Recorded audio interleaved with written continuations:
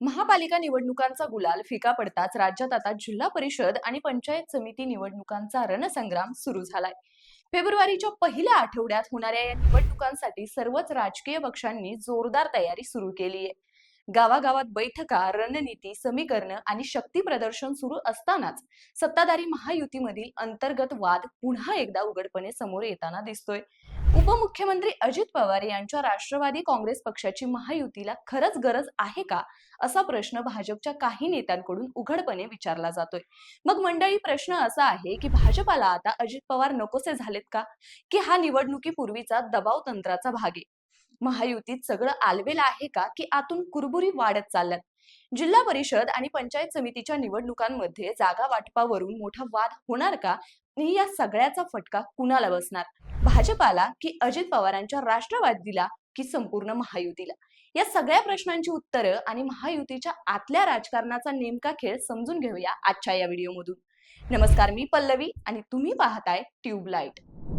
स्थानिक स्वराज्य संस्थांच्या पहिल्या टप्प्यात राज्यातील नगर परिषदा आणि नगरपंचायतींसाठी मतदान घेण्यात आलं होतं. त्यावेळी उपमुख्यमंत्री अजित पवार यांच्या नेतृत्वाखालील पक्षानं समाधानकारक कामगिरी केली होती. त्यानंतर दुसऱ्या टप्प्यात झालेल्या महापालिका निवडणुकांमध्ये मात्र पक्षाला मोठं अपयश आलं. शरद पवार यांच्या नेतृत्वाखालील पक्षाबरोबर आघाडी करूनही पुण्यासह पिंपरी चिंचवड महापालिकेत राष्ट्रवादीला पराभवाचा फटका बसला.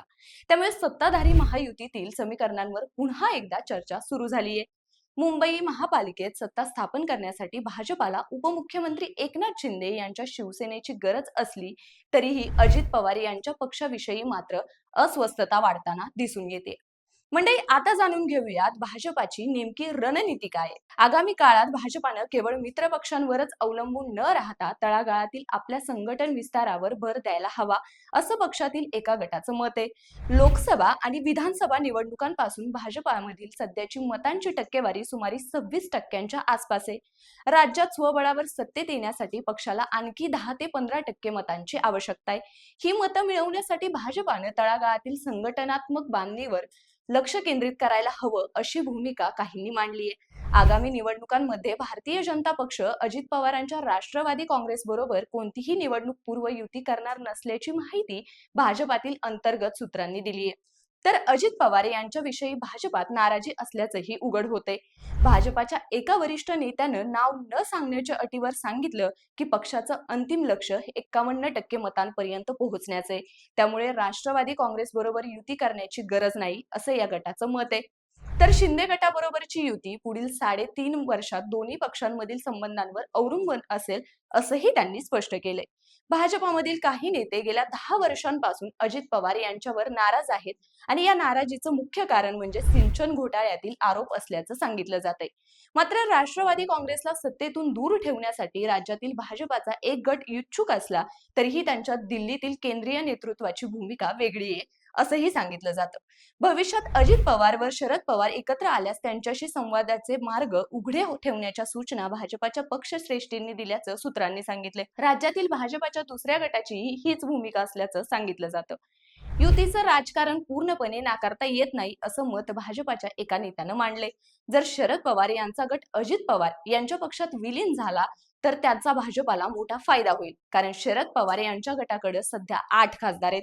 त्यांचा पाठिंबा मिळाल्यास भाजपाचं एकनाथ शिंदे यांच्यावरील अवलंबित्व मोठ्या प्रमाणात कमी होईल. भाजपाकडे सर्वाधिक आमदार असूनही एकनाथ शिंदे यांना अजूनही मुख्यमंत्री पदाची आस आहे. त्यावरून शिंदे गट आणि भाजपामध्ये सातत्याने वाद होत असल्याची कबुलीही या नेत्यानं दिली आहे.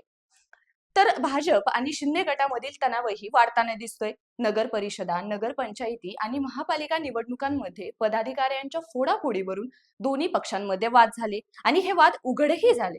काही ठिकाणी झालेल्या मैत्रीपूर्ण लढतींमध्ये हा संघर्ष अधिकच तीव्र झाला. त्यामुळे भाजपानं भविष्यात स्वबळावर आणि स्वावलंबी होण्याचा प्रयत्न करावा, अशी भूमिका पक्षातील काही नेते मांडत आहेत. शिवसेना ही वैचारिक दृष्ट्या भाजपाच्या हिंदुत्ववादी विचारांशी सुसंगत असली तरीही आगामी निवडणुकांमध्ये युतीचा निर्णय परिस्थिती पाहूनच घेतला जाईल, असं भाजपाच्या नेत्यांनी स्पष्ट केले. तर मंडळी, महापालिकांनंतर आता जिल्हा परिषद आणि पंचायत समिती निवडणुकांच्या पार्श्वभूमीवर सत्ताधारी महायुतीतील अंतर्गत राजकारण चांगलंच तापलेलं दिसतंय.